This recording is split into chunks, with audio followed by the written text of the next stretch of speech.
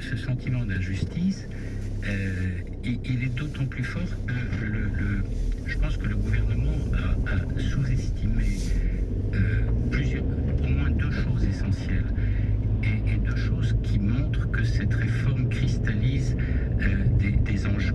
Voilà, donc parlons-en de ce sentiment d'injustice.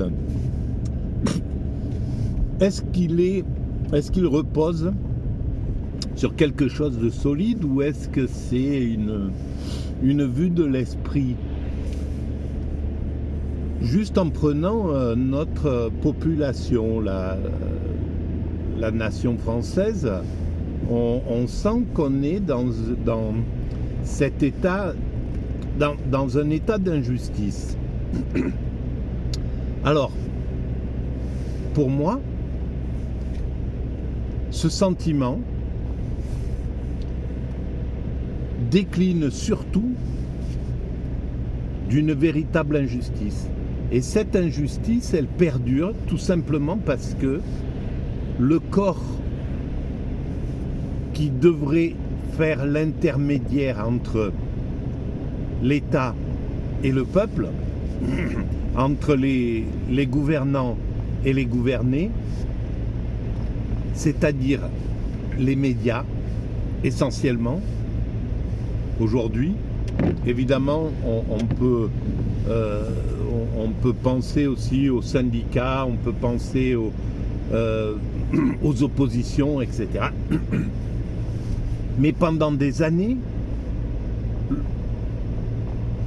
depuis sans doute l'arrivée depuis la privatisation des médias, en fait, ce corps qui est extrêmement important n'a pas joué son rôle.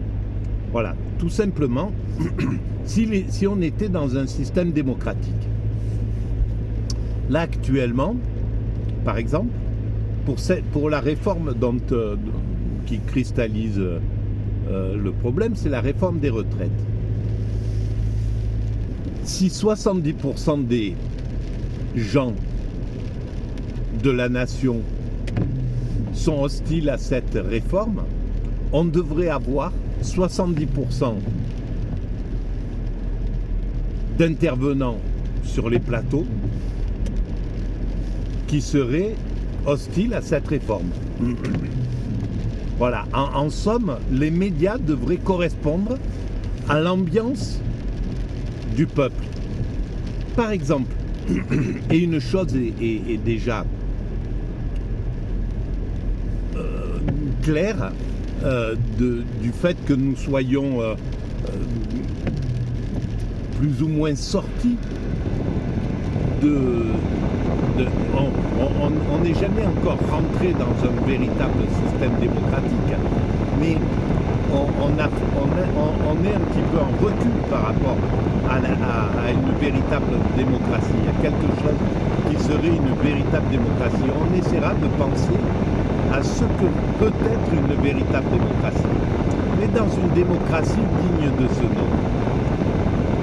Ça fait 30 ans à peu près. Depuis que les médias ont été vendus à l'oligarchie, depuis 30 ans, et régulièrement, chaque année, on nous dit le peuple n'a pas confiance en ces médias. Voilà, la confiance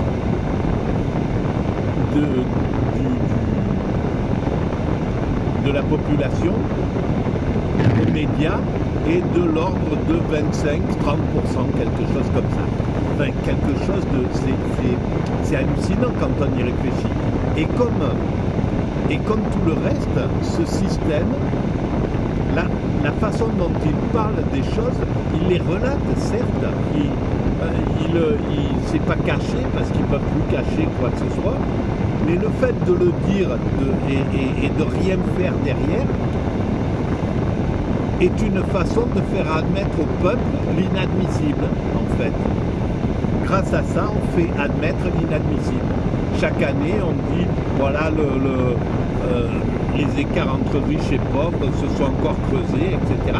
Mais il n'y a pas de révolte, alors que les médias savent très bien mettre la pression quand il le faut. On le voit avec la guerre, là, une grande partie est rentrée en bataille pour faire admettre la guerre à l'ensemble de la population. Ils y sont parvenus pendant un bon moment. Et donc ils pourraient très bien faire la même chose envers les choses scandaleuses de la société, du type, donc, voilà, les écarts de salaire, etc.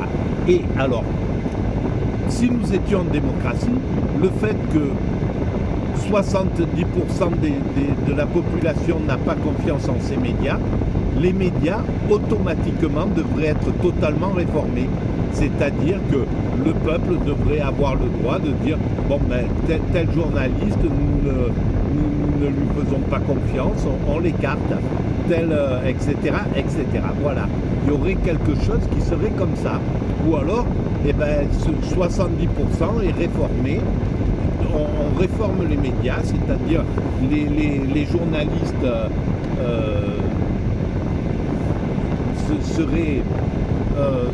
sont changés jusqu'à ce qu'on atteigne au minimum 51% d'avis favorables de la part de la population.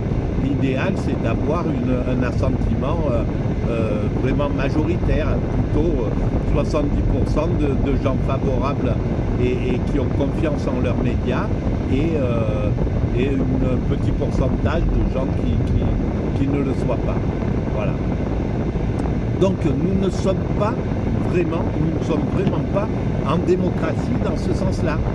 Et le système tient la population, ce système qui est un peu aristocratique en somme, c'est pyramidal, un groupe de gens thésaurisent le pouvoir et se maintiennent dans ce système par des artifices, par des systèmes,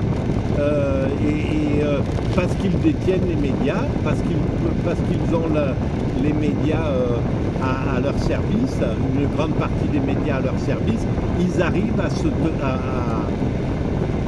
se maintenir au pouvoir. Mais quand on voit la façon dont un chef d'État est élu depuis une trentaine d'années, on se rend bien compte qu'il n'y a pas l'assentiment du peuple. Il est élu avec 25% des voix simplement.